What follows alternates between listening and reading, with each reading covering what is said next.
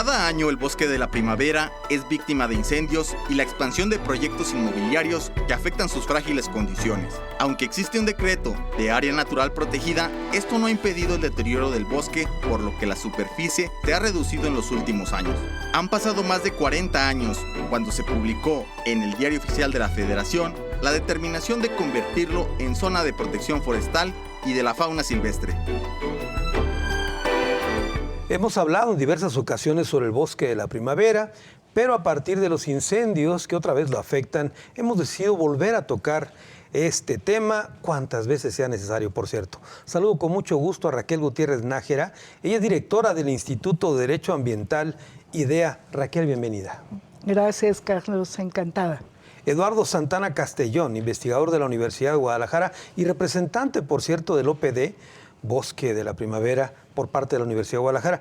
Eduardo, bienvenido. Muchas gracias, Carlos. María de Jesús Franco Pérez. Ella es presidenta del Ejido de la Primavera. María, bienvenida. Gracias, sí. Y Rafael González Franco, él es consultor en temas ambientales. Rafael, bienvenido.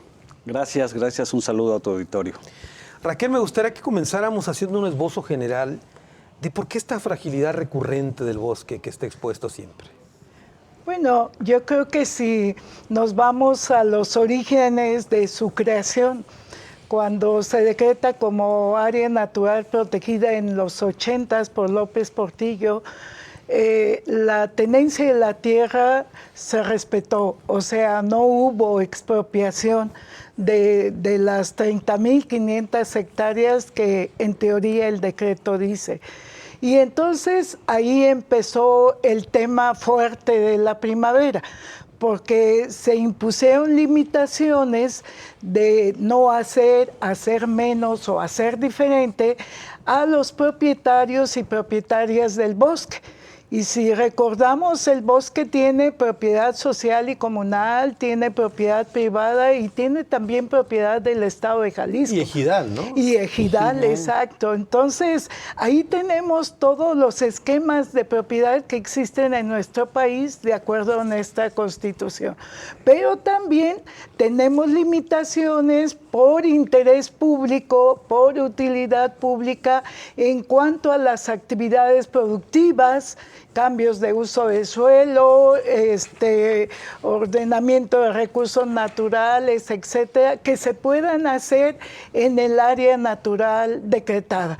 Entonces, me parece que aquí ya fue un primer, pudiéramos decir, problema que con los pasos de los años se concretó en problema porque impusimos la conservación sin desarrollar en el programa de manejo, sino que eso fue hasta el año 2000, como esquemas amigables, compatibles con los dueños y propietarios del bosque, para que ellos también se beneficiaran del mismo, ¿no? Claro. Entonces, ahora tenemos esa mancha urbana que se extiende en todo lo que es el área metropolitana, que sigue creciendo y que no respetó un plan regional para blindar al bosque.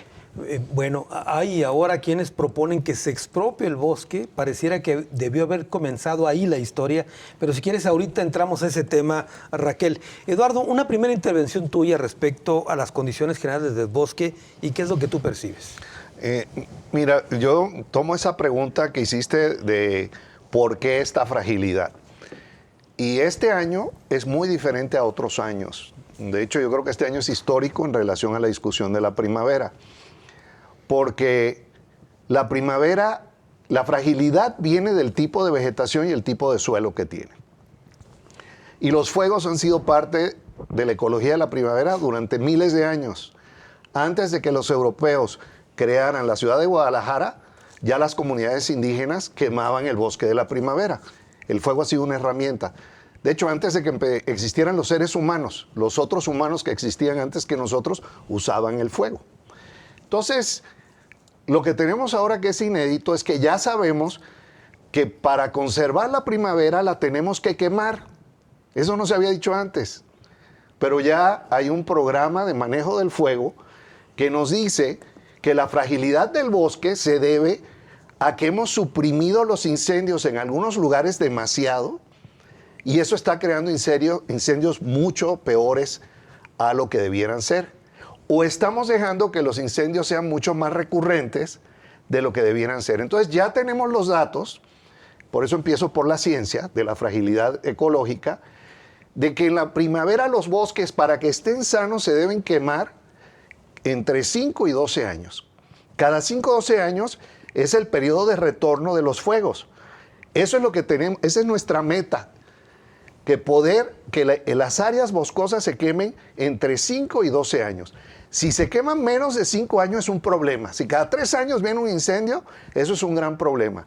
Si cada 15 o 20 años o 25 viene un incendio porque lo suprimimos, ese es otro gran problema. Y para esto ya hay estudios en México, Estados Unidos, Australia, cientos de estudios sobre el beneficio del fuego. Entonces, ahorita, a diferencia de otros años, tenemos la información y ya implementar un programa de manejo del fuego para hacer las quemas prescritas que se requieren en los meses de noviembre, diciembre, enero y tal vez febrero, que este año no se pudieron hacer porque las condiciones climáticas, ahorita se está quemando el Himalayas, o sea, Australia, el suroeste de Estados Unidos, California, o sea, es global el problema de los incendios.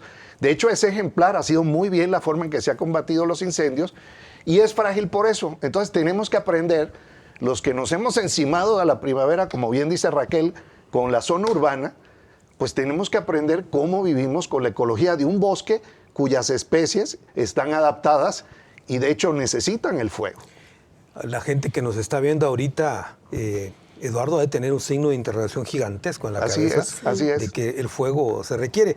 Ahorita nos tienes que explicar un poquito más, con más detalle, este fuego controlado. María de Jesús Franco, una primera intervención tuya. ¿Cuáles son las amenazas que perciben ustedes ahí en el bosque, precisamente respecto al ejido, etcétera?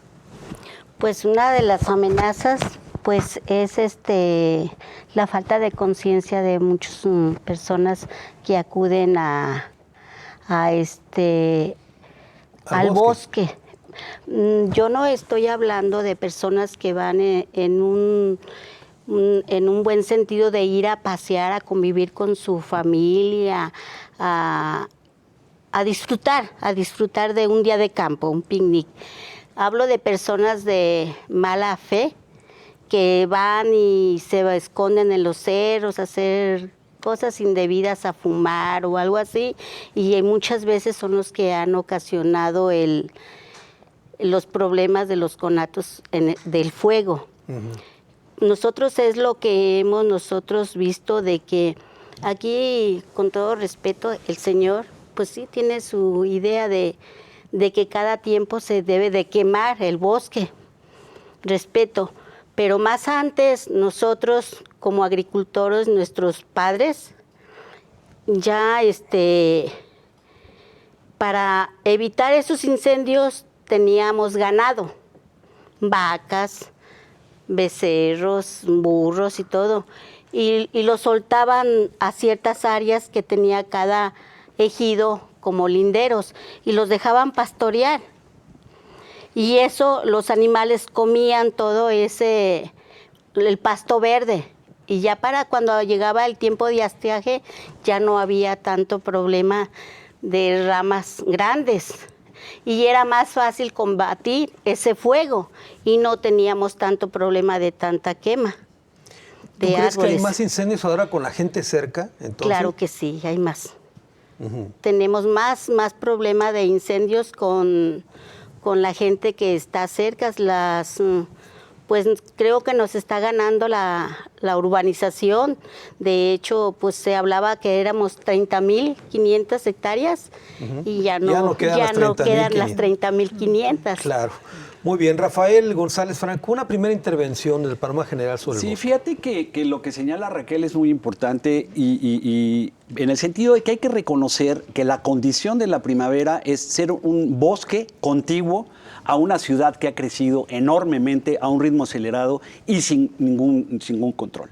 Entonces, uno de los primeros problemas es esa condición. Y es una condición que además, aunada al hecho de que hay propietario es que en el momento en que se decreta, se tuvo un primer error. y es no haber establecido, además del límite del área natural protegida, una franja de transición que permitiera amortiguar este desarrollo. Entonces, sin duda hay un problema de origen en la declaratoria, pero también hay un problema que hay que reconocer que es una tensión en la que estamos todos y que no es fácil solucionar, y es la tensión entre el interés público y el interés privado.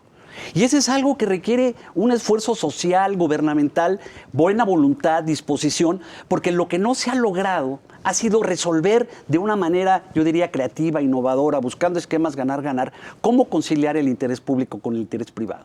Entonces, cuando eso no se da, hay fuertes tensiones porque los propietarios sienten que no se reconoce suficientemente su derecho cuando existe una declaratoria que, por supuesto, limita el uso en función del bien público. Entonces, la sociedad necesita abrir este debate. ¿Cómo conciliamos el interés privado con el interés público? Y entonces reconocemos que la primavera, además de los legítimos derechos de los propietarios, es un asunto de interés público para la ciudad de Guadalajara y sus habitantes que tenemos que tomar de una mejor manera. El problema, por ejemplo, se dice que no han sido consultados los propietarios. Yo diría, el programa de manejo que se aprobó en el 2000 fue consultado con los propietarios, los ejidatarios en ese momento.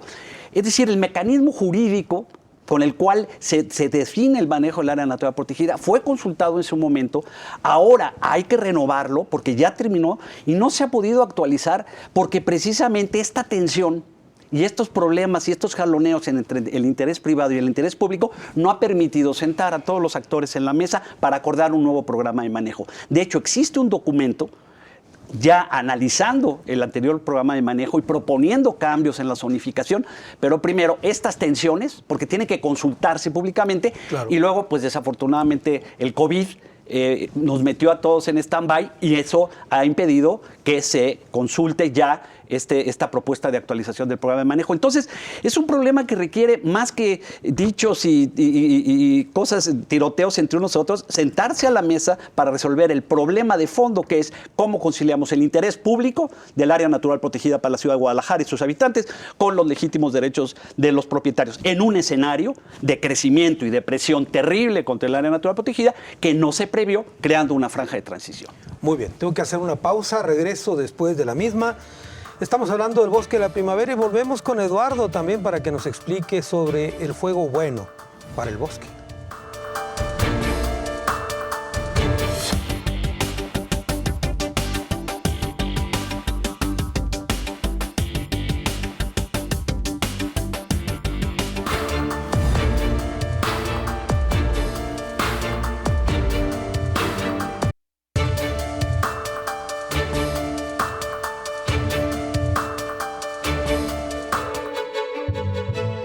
En los últimos 16 años, los incendios han sido la principal afectación para el Bosque de la Primavera. En la historia, se recuerda especialmente el registrado en abril del 2005, cuando el incendio fue de tal magnitud que provocó que el humo causara una fuerte contaminación sobre la zona metropolitana de Guadalajara.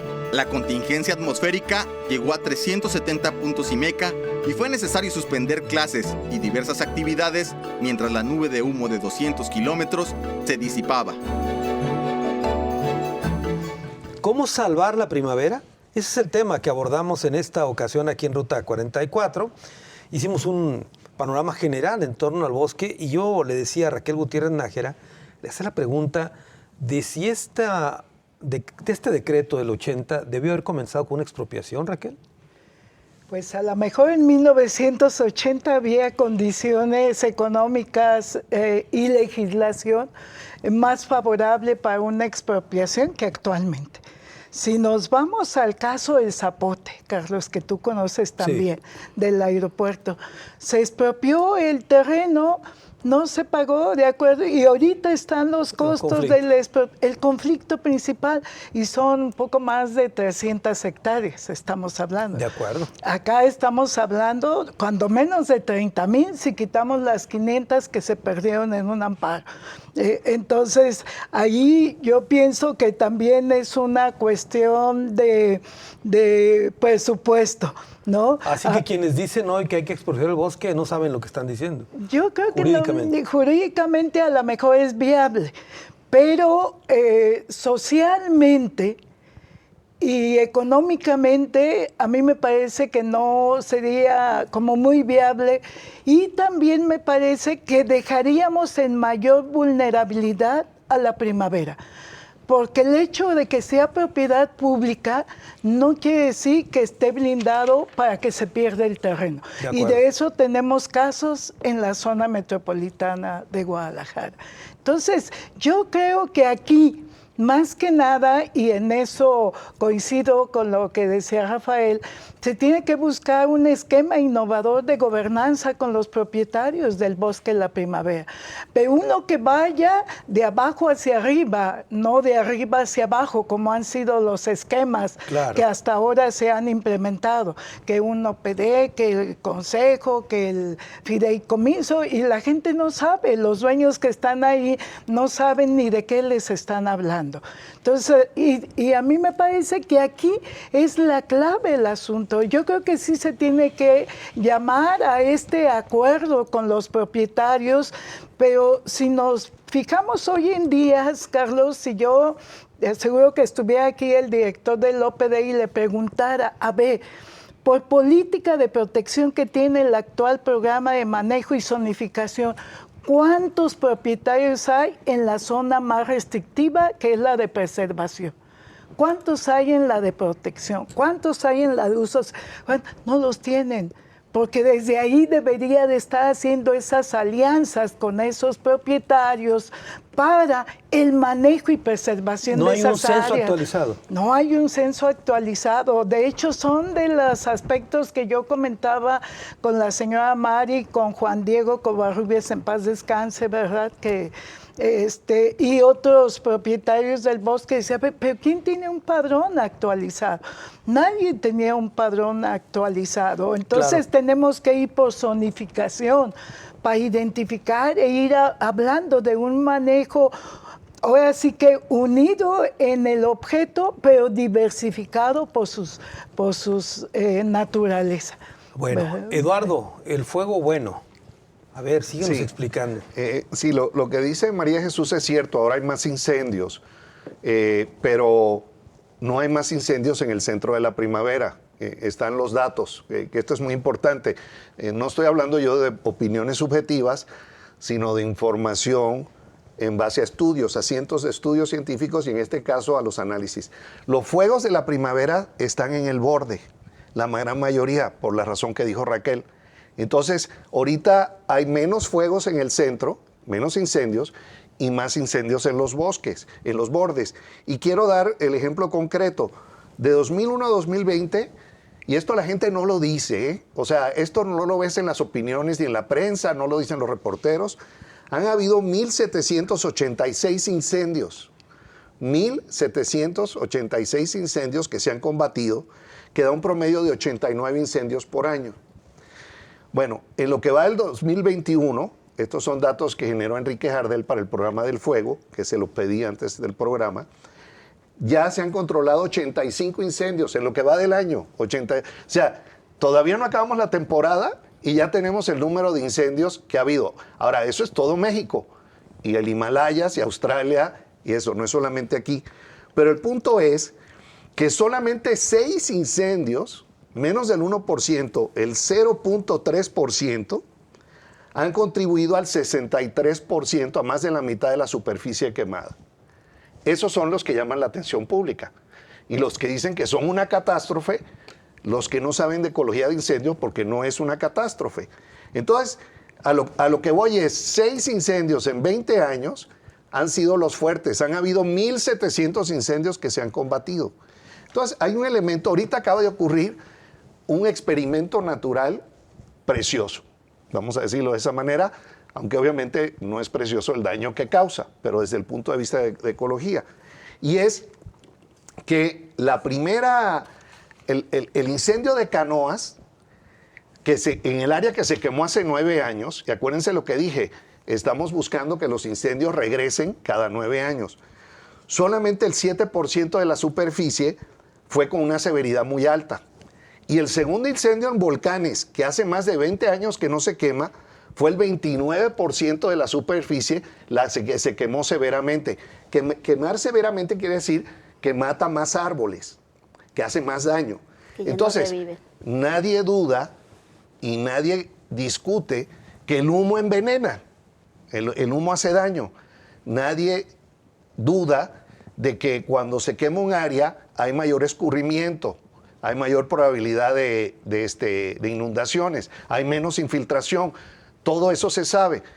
Pero con un manejo controlado se genera menos humo.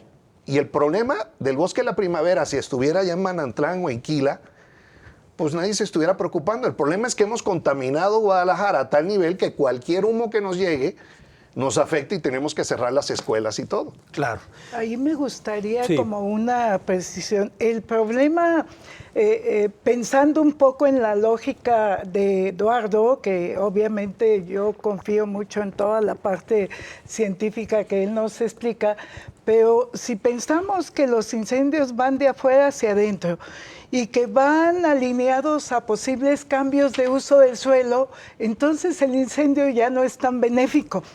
Y que además en que hay una ausencia de inscripción de los incendios en el registro público de la propiedad para la famosa moratoria de 20 años Claro. que marca la ley de bosques en su artículo 97. Entonces, a nivel nacional, los incendios van de la mano o de monocultivos o de cambios de uso del suelo. Si no hay censo de los propietarios, no hay estadística confiable tampoco de esto, ¿no? A lo mejor para el manejo, yo coincido, y ahí ni siquiera me atrevería a ponerlo en duda. María de Jesús, el tema de los desarrollos inmobiliarios que han ido invadiendo el bosque, también ustedes han visto ese problema. Nosotros por nuestra área no, señor. Nuestra área nosotros la cuidamos como lo único que tenemos, nuestro patrimonio. Para nosotros conservar el bosque de la primavera, nuestra área, es algo hermoso, porque nosotros tenemos mucha afluencia turística de aquí de la ciudad y en tiempos atrás estuvimos a nivel internacional, ya que allí tenemos un spa de gringos y venían de muchos países. Entonces nosotros es prioridad conservarlo. Tan hecho es así que nosotros con nuestros pequeños recursos que tenemos, porque nosotros cobramos por un paso, la módica cantidad de 30 pesos por un carro. En ese carro pueden entrar 10, 15 personas y se paga únicamente 30 pesos. Entonces con ese dinero nosotros hacemos un grupo del mismo ejido, de personas del mismo ejido, y cuando está la maleza verde, pasamos a hacer guardarrayas y tumbamos todo lo que es el pasto grande, lo que nos rodea por el ejido y las áreas de picnic.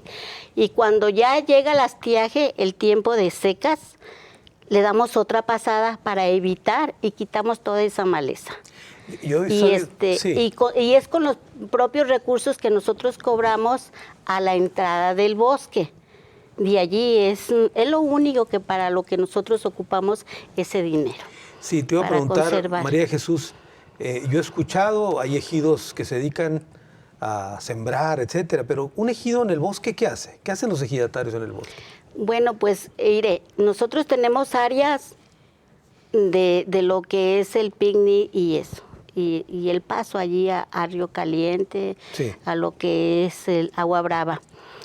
Hay ejidatarios que sí se dedican también a lo que es cultivar, cultivar sus parcelas. ¿Hay parcelas ahí? Sí, pero no están todas dentro del bosque, están fuera del bosque, o sea, pero es en el entorno elegido, la primavera. Claro.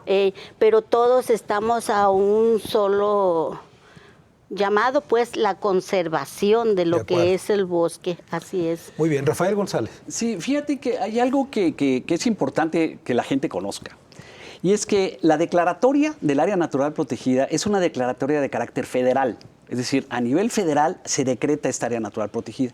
Por lo tanto, la dependencia responsable sería la Comisión Nacional de Áreas Naturales Protegidas, que es la que maneja otras áreas naturales protegidas como Manantlán y otras. Lo que pasa es que se estableció un acuerdo entre la Federación y el Gobierno del Estado desde la administración de Alberto Cárdenas, por el cual se transfirió la administración del área natural protegida al Gobierno del Estado.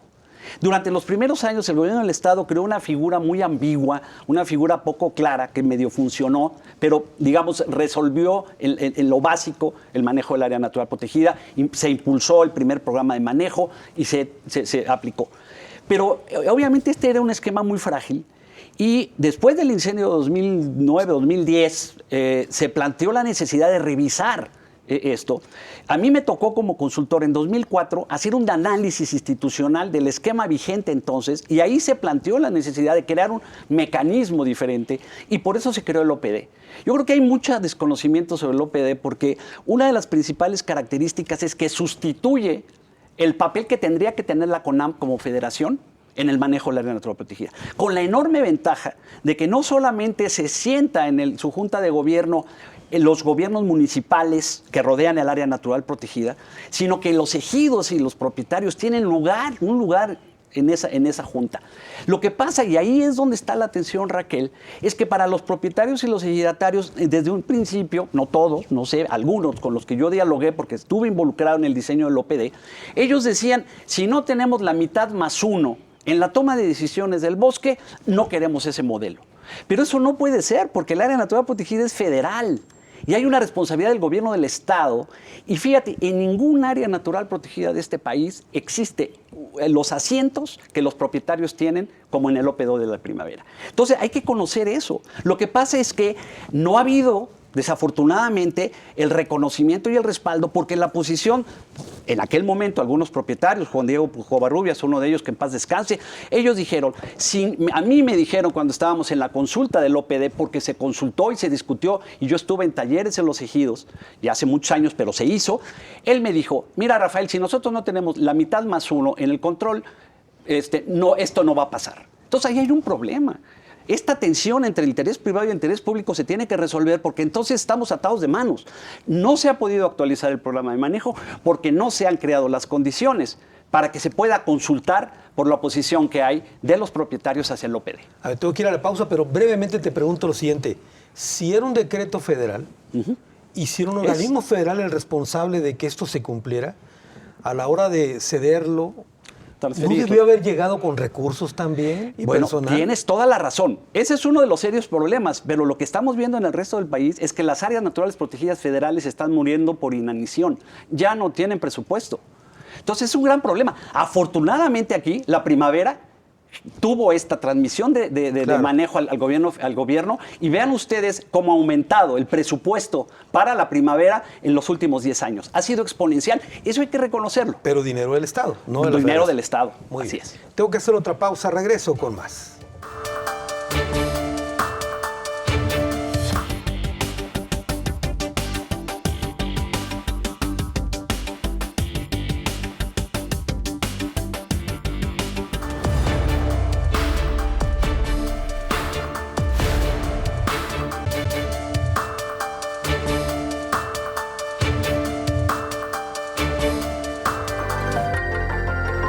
La temporada de estiaje es la más peligrosa para el bosque de la primavera, ya que la falta de humedad mantiene seco el ambiente y cualquier chispa es suficiente para provocar el fuego, aunque hay un elevado porcentaje de siniestros que son intencionales, ya sea por vandalismo o con la intención de arrasar con los árboles y favorecer fraccionamientos. En lo que va del 2021, 88 incendios han tenido lugar en el bosque y el más severo afectó 4.926 hectáreas el pasado 1 de abril.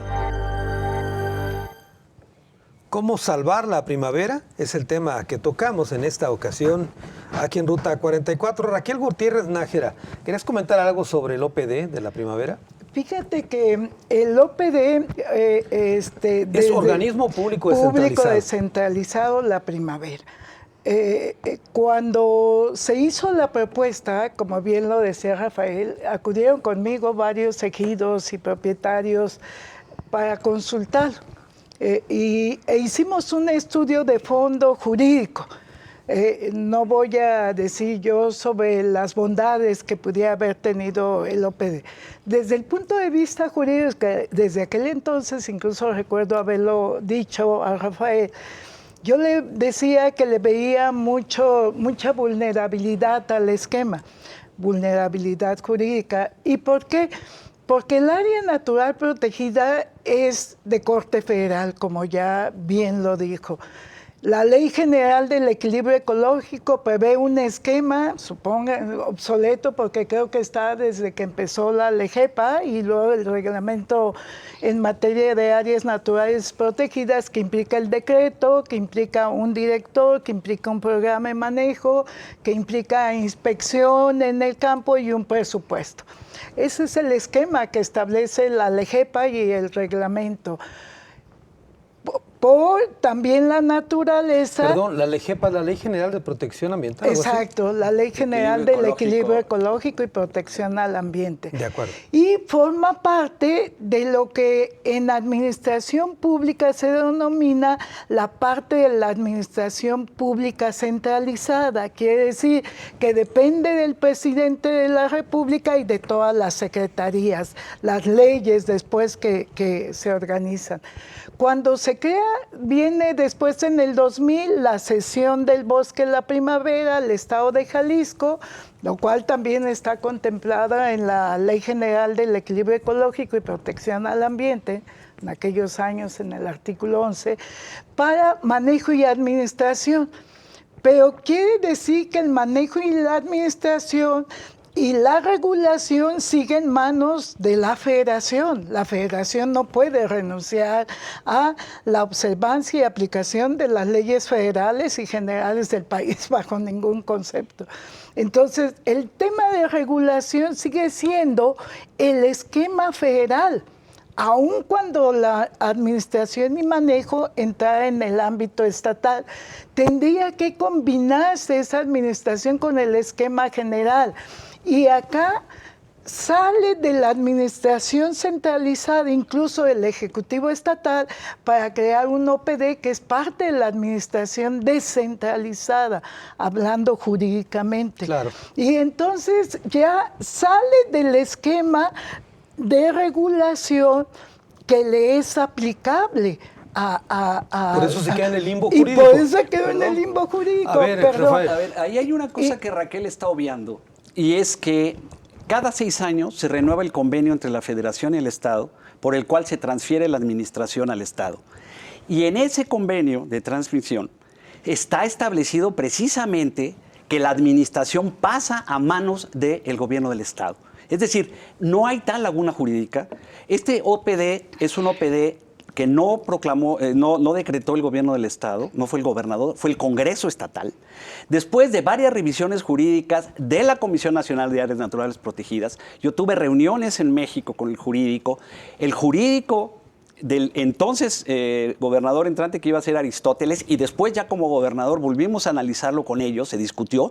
Entonces, yo entiendo, hay una perspectiva, por supuesto, en derecho, y aquí los ejidatarios que se han amparado, los propietarios están ejerciendo todo su derecho de ampararse, pero finalmente pues los jueces estarán dirimiendo. Hay algunos, entiendo, algún ejido que se ha ganado, pero el OPD es la figura.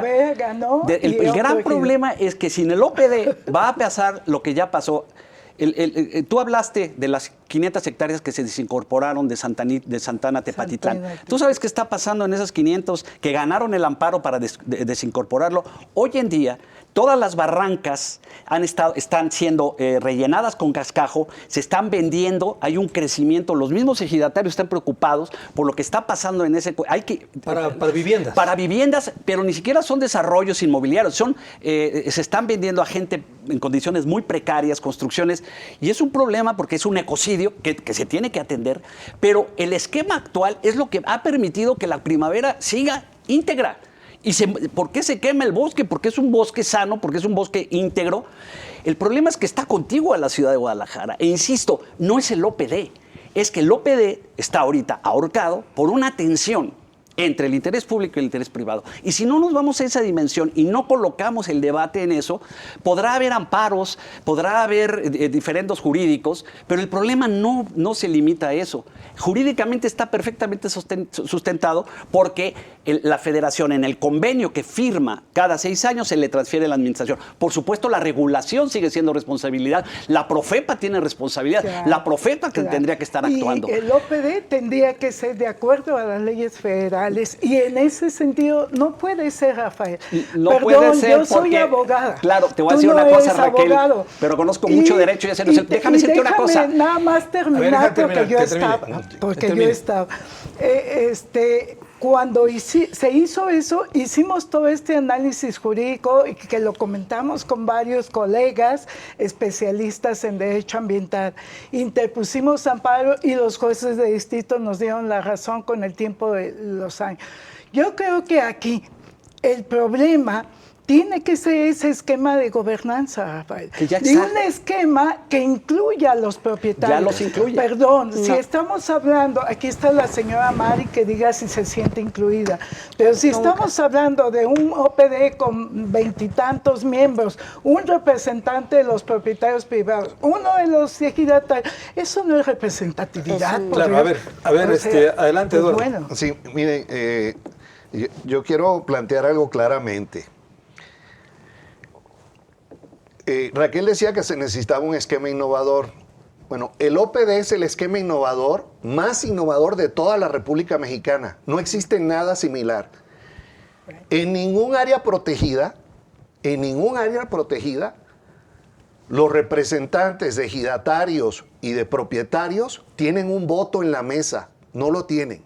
En ningún área protegida federal, en ninguna, los alcaldes tienen un voto en la mesa y al tener un voto son responsables de lo que está ocurriendo.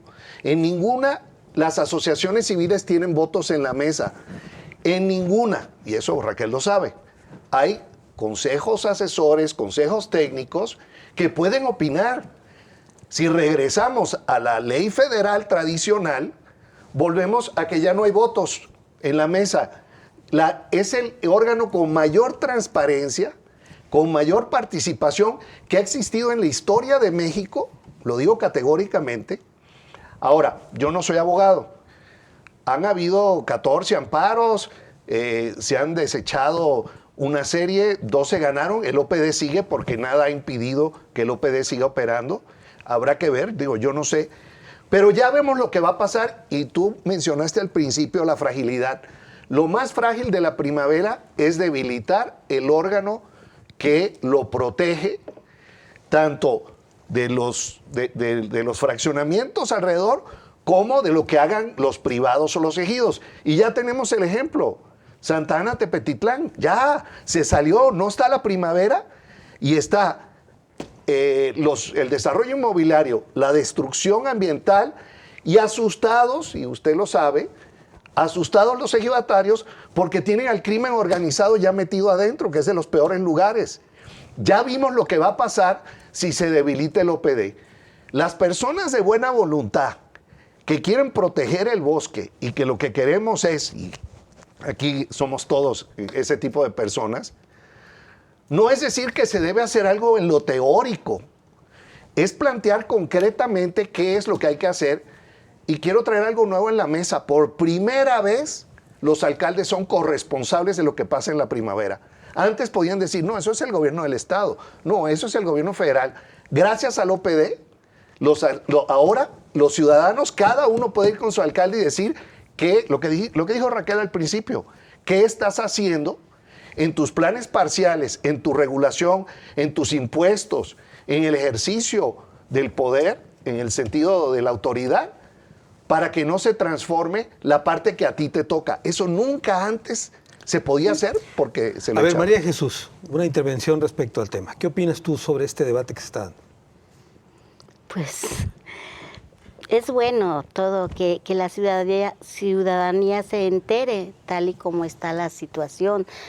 A nosotros lo que nos molesta mucho es, por ejemplo, usted tiene su casa, ¿le gusta que alguien vaya y le diga qué es lo que tiene que hacer en su casa? Yo creo que a nadie. Y a todos en nuestros ejidos van y nos dicen, hoy no abres las puertas Sí. por X motivo. Hoy 3 días no vas a abrir. Ah, ok, está bien. Hey.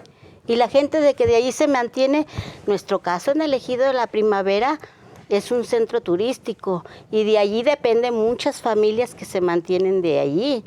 Y la doctora se rió mucho porque le platiqué algo chusco. Adelante, cuéntenoslo. Le comentaba yo que a nosotros nos la aplicaron como, por ejemplo, de una persona, un indito fue a pedirle trabajo a un hacendado y le dijo que si le podía dar trabajo. Y el hacendado le dijo, está bien. Y el indito le dice, oiga, pero yo le voy a pedir una cosa, que cuando llueva, yo no trabajo. ¿Cómo que no trabajas cuando llueve? Pues nadie trabajamos esos días. Bueno, pues estoy de acuerdo, dice, ese día nadie trabajamos, tú vas a descansar ese día. Y así pasaron los días, se llega la temporada de lluvias y llega y encuentra al indito acurrucado con su jorongo y llega el patrón y le dice, oye, ¿y tú qué haces? Dice, bueno, yo hice un trato con usted, que los días que lloviera yo no trabajaba. Dijo, oye, pero si no está trabajando, fíjese allá atrás de aquellos cerros, no está lloviendo. Y pues a nosotros desgraciadamente nos la aplicaron igual, estaba a kilómetros, no había humo en nuestras áreas de picnic ni en nuestros balnearios. Pero como el indito estaba lloviendo atrás de allá aquel cerro. y usted cierra las puertas y no se trabaja. Muy bien. Tengo que hacer una pausa, Rafael. Es la última. Regreso a las conclusiones del programa, pero regreso contigo, Rafael. Perdone.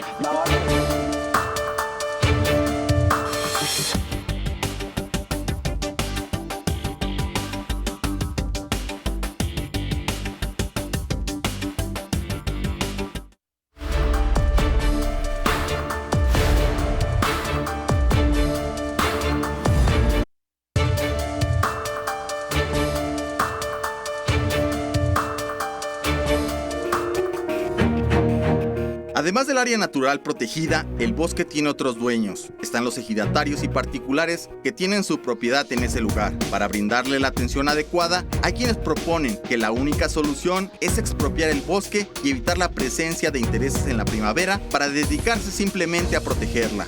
Hay otros que plantean el uso de la tecnología para una reforestación con el empleo de drones y sistemas digitales para un monitoreo del más importante pulmón que tiene la ciudad. ¿Cómo salvar la primavera? El tema que tocamos en esta ocasión en Ruta 44. Estamos llegando a la parte final del programa. Vamos a las conclusiones del mismo. Comienzo contigo, Rafael. Sí, sin duda uno de los retos más grandes para salvar y proteger la primavera es encontrar este mecanismo de gobernanza. En eso, Raquel, estamos totalmente de acuerdo. Pero hay que insistir que la regulación federal para las áreas naturales protegidas, la única plataforma de participación ciudadana, incluyendo propietarios, es el Consejo Asesor. Es un consejo, es una plataforma que no tiene participación en las decisiones porque hay un director que le reporta a su director dentro de la estructura de la Comisión Nacional de Áreas Naturales Protegidas.